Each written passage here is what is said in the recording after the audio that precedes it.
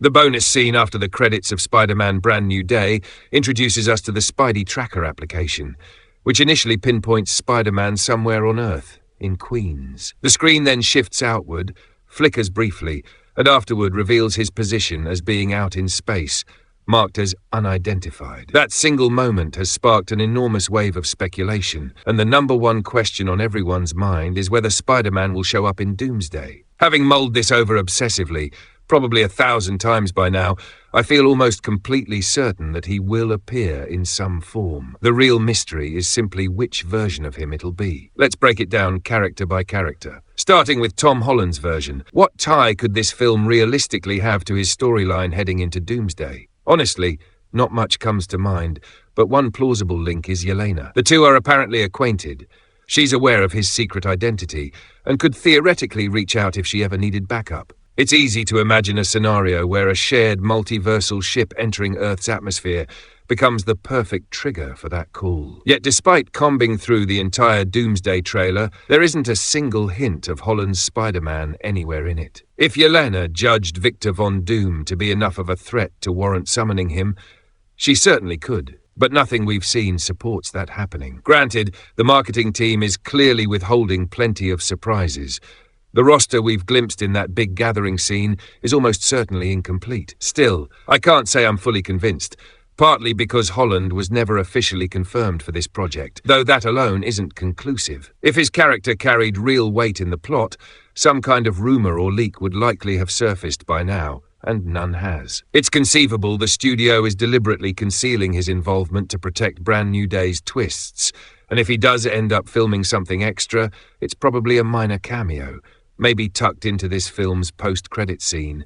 Nothing on the scale of his Infinity War-style entrance. Even if Holland is out of the picture, that doesn't rule out Spider-Man altogether.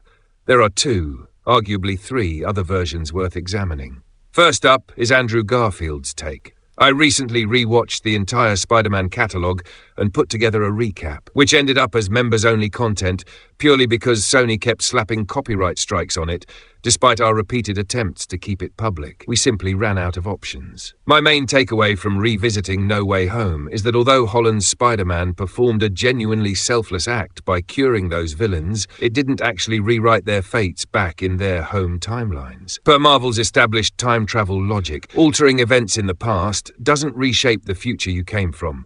It spins off an entirely separate timeline instead. So healing Electro, for instance, has zero bearing on what happens to the real Electro moving forward. A brand new branch gets created instead. This is where things get compelling, because 5 villains total were cured, meaning 5 distinct timeline branches now exist. Let's go through them individually. Beginning with Lizard, Dr. Kurt Connors was healed and returned home. Here's the twist. If you recall the ending of the first Amazing Spider-Man, Garfield's character actually cures Connors there too. That implies Connors eventually relapsed into his monstrous alter ego, and Garfield's more hardened, less restrained version of Spider-Man ended up killing him, whether intentionally or not, which is the exact point he'd be pulled back to. Now that he's been cured again, there's no reason for that death to occur, so his life is spared. Does this meaningfully alter the broader narrative, though? Probably not. Gwen remains dead, and fixing one villain doesn't undo Garfield's Spider-Man's trauma. His healing comes from the closure he gets in No Way Home. I'm fairly confident both Garfield and Holland's characters simply return to their original timelines, since nothing dramatic enough happened to their powers or personal arcs to suggest otherwise. Think of it like the time heist logic from the Avengers films. This multiversal detour was simply part of their destined path. Next is Electro. In No Way Home, Max explicitly mentions that right before being transported, he was overloading with absorbed energy. This almost certainly corresponds to the near-death moment from Amazing Spider-Man 2. If this version of Max returns to that exact instant, one of two things likely happens. Either the surge kills him outright, or, having lost his powers, he reverts to an ordinary life as the awkward guy we knew before gaining abilities. But the real question everyone's asking is whether this changes Gwen's fate. It's genuinely murky. While there's a chance she survives, in the original film Goblin's rampage and Gwen's death happen right after Electro's defeat, so I doubt curing him shifts that outcome much, even though I'd love to be wrong. Then there's Tobey Maguire's Spider-Man, and honestly, I think there's a strong chance he shows up. 2 reasons back this up.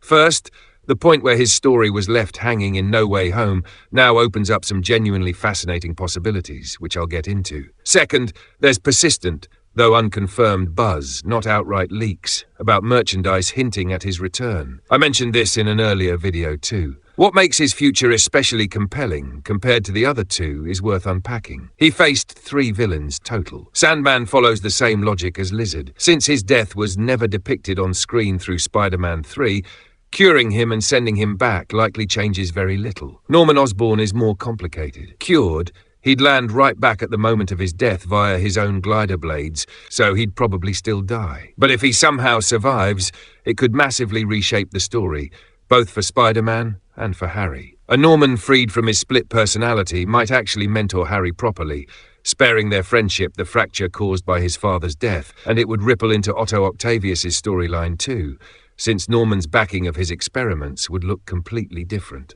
Worth noting, Octavius and Osborn, despite both being cured, would land in separate branching timelines.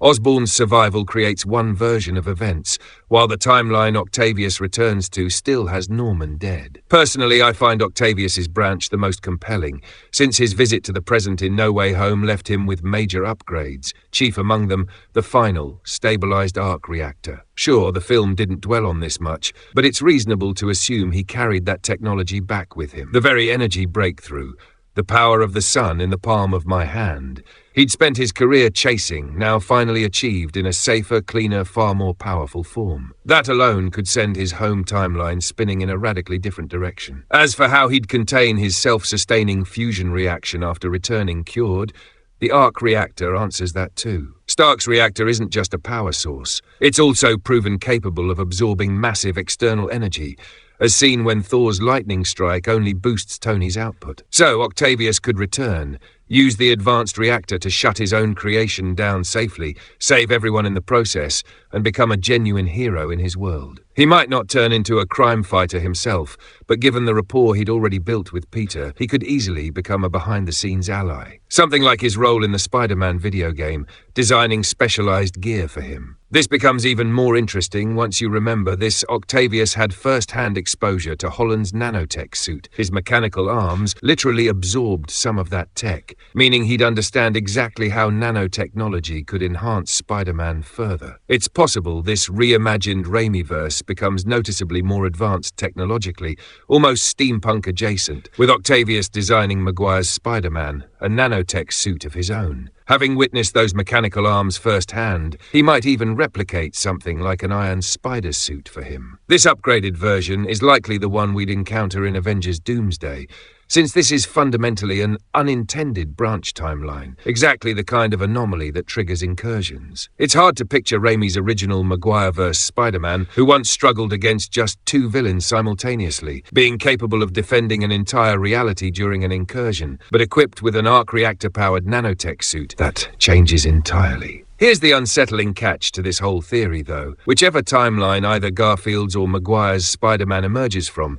he won't be the exact character we met in No Way Home. Especially true for Maguire's version, since Octavius altering the past means the Spider-Man who briefly crossed paths with Holland and Garfield no longer exists in quite the same way. This new version would have no memory of ever meeting the other 2 Spider-Men. Back to the actual post-credit scene. After the glitch, the location shown wasn't tied to any Earth. My gut says it's deep space, which makes me wonder if his home Earth was already destroyed in an incursion, and he only survived thanks to his nanotech suit, enabling him to breathe in the vacuum. Alternatively, he could be aboard that Fantastic Four spacecraft. Either way, I strongly suspect it's Maguire's Spider-Man in that shot, just kept off-screen deliberately. Pulling from the comics, in the Time Runs Out storyline, Spider-Man's role is fairly minor.